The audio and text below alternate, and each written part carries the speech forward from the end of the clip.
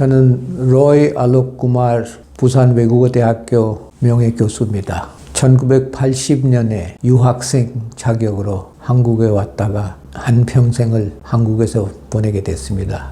부산에는 1989년부터 지금까지 살고 있습니다. 간디에 대해서 이야기하는 것은 저의 깨달음의 수준이 될 수도 있습니다.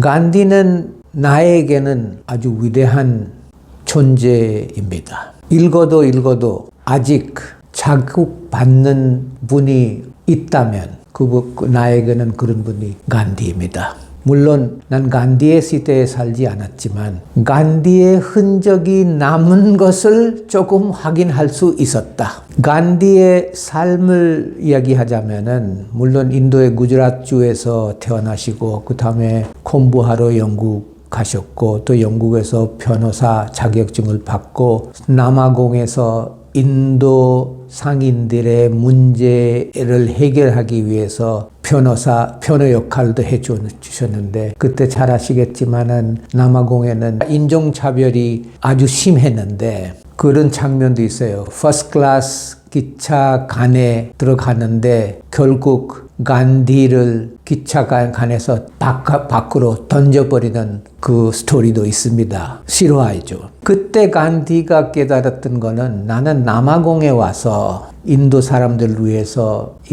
저런 일을 하고 있는데 인도는 더 심한 상태에 있다. 영국 식민지의 피해자다. 어떻게 하면은 해결할 수 있는지 그때부터 인도에 대해서 간디의 접근과 간디의 연구가 시작된다는 얘기죠. 어떻게 보면은 인도를 알아야 내가 인도를 좀 할 수 있다. 인도에 대해서 뭘 할 수 있다. 그 질문의 답을 어디에서 내가 찾았냐고 하면은 영국의 라운드 테이블 컨퍼런스 있었는데 거기에 간디도 초대받았어요. 그때 처칠이 수상이었는데 처칠은 항상 간디를 naked fakir, 벌거벗은 승려라고 했습니다.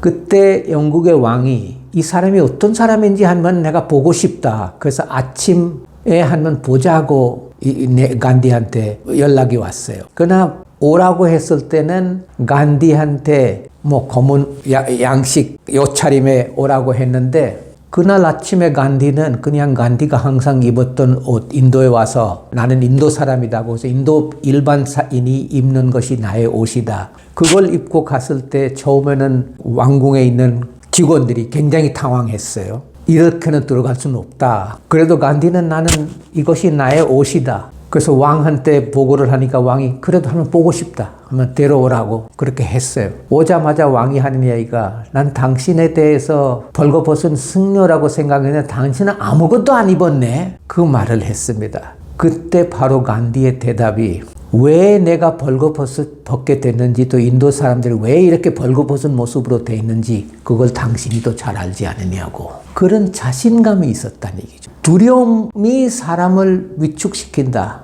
간디는 자기의 이러한 두려움들과 계속 전쟁해왔다니. 그것이 정치인으로서 아니라 하나의 리더의 그것도 수억 인구의 지도자가 되려면 이 정도의 자세가 돼야 되지 않느냐. 그걸 재확인시켜 주었습니다. 간디는 내 생각에는 성자라고 알려져 있지만은 나는 아주 뛰어난 장군이라고 생각합니다. 독립운동은 하나의 전쟁이었다. 전투가 아니라. 그때도 인도에 독립운동가들이 없었다는 건 아니에요. 영국과의 전투에서 운동가들이 이긴 적도 있어요. 많은 영국 사람들도 희생당했어요. 그러나 전쟁은 그대로 남았다는 얘기예요. 간디는 하나의 장군으로서 어떻게 하면 이 전쟁을 이길 수 있는지 그 전략을 잘 짰어요. 첫 번째는 간디의 군부대에 있는 사람들이 누구냐? 다 농부이나 일반 사람들이 있어요. 이들이죠. 그 사람들한테는 무슨 무기가 없어요. 특히 영국의 무기를 이겨낼 수 있는 힘이 없어요.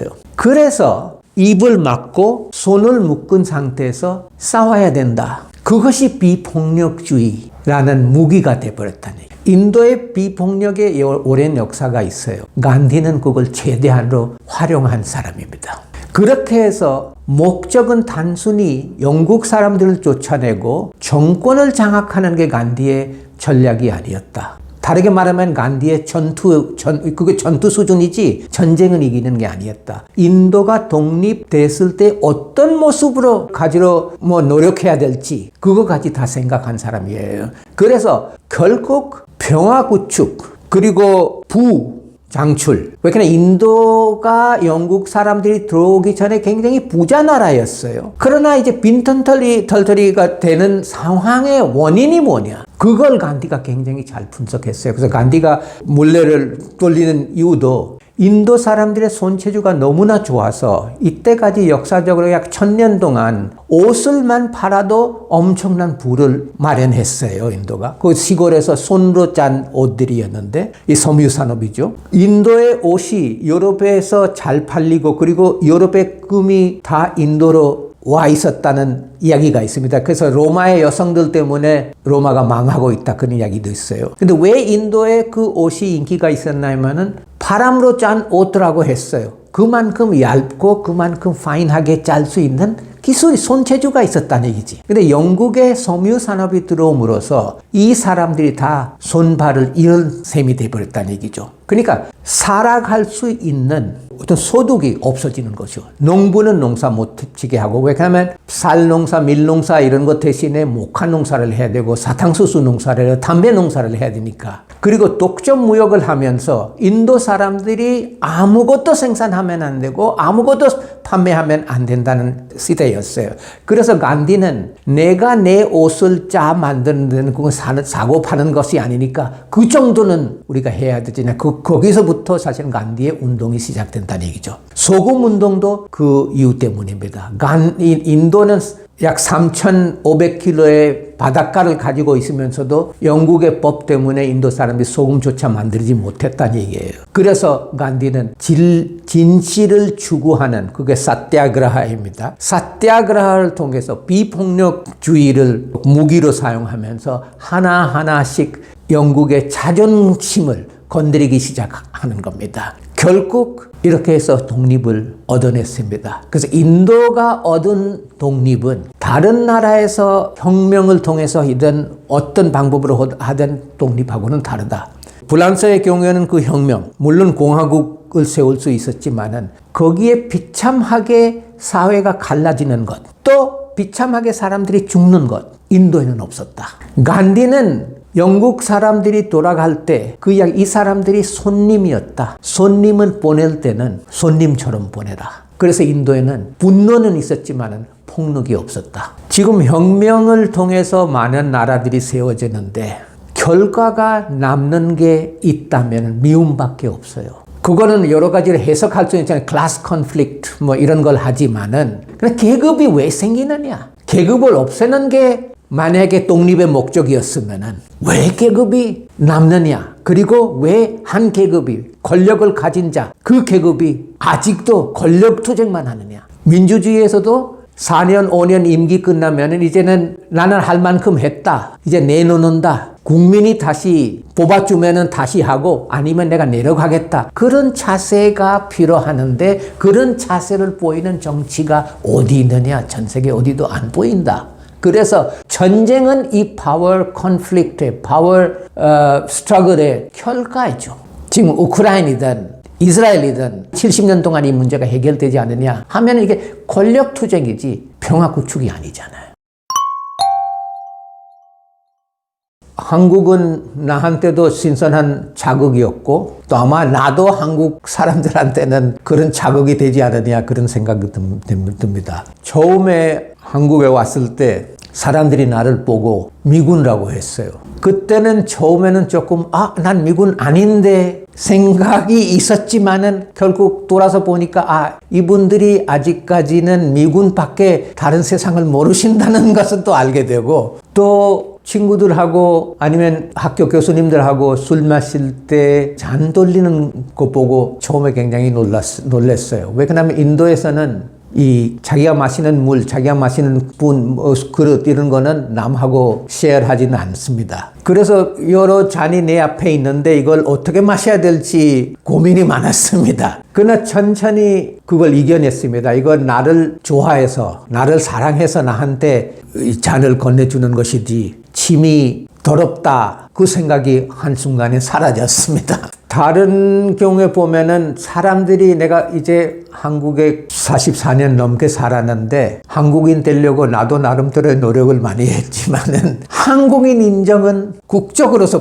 얻어지는 것이 아니라는 것을 많이 느껴요. 국적은 취득했지만 한국말도 하지만 그래서 어디 모임에 가면은 처음에는 사람들이 망설이고 어떻게 말을 해야 될지, 두 번째는 만약에 내가 한국말로 강연이나 뭐 대화를 하기 시작하면은 사람들이 좀 놀래긴 놀랍니다. 그 놀래고 나서 가끔 그런 이야기 나와요. 한국말 어떻게 이렇게 잘하시냐고. 또 잘하는 것만이 아니라 와 간첩 같다고 그런 소리도 많이 들었습니다.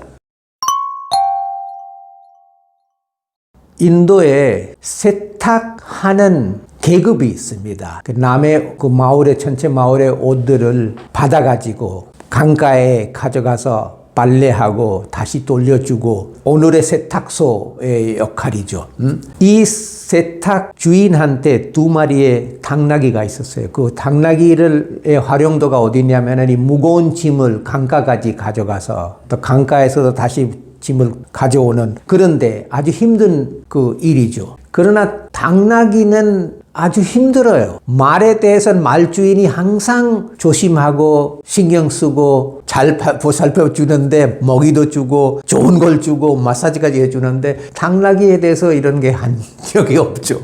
당나귀도 자기가 알아서 먹이를 찾아 먹고 살고 있는데 어느 날 이 주인이 또 한 마리를 다른 마을에 팔아버렸어요. 서로 보지도 않고 굉장히 외롭고 일도 많고 이야기할 대상도 이제 없어지고 우울하게 살고 있는데 어느 날 가뭄 때문에 어느 강가에 물이 있는 곳에 같이 만났어요. 그래서 너무 반가워가지고 인사를 했는데 너는 어떻게 사느냐고.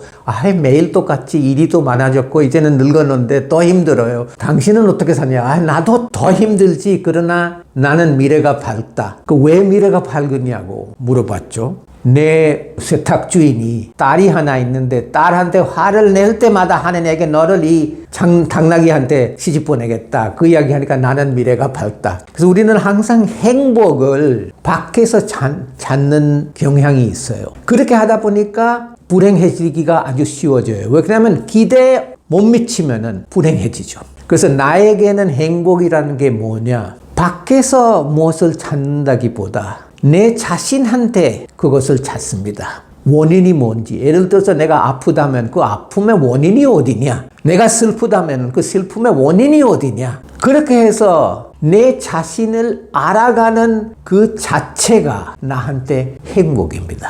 나마스테 합니다.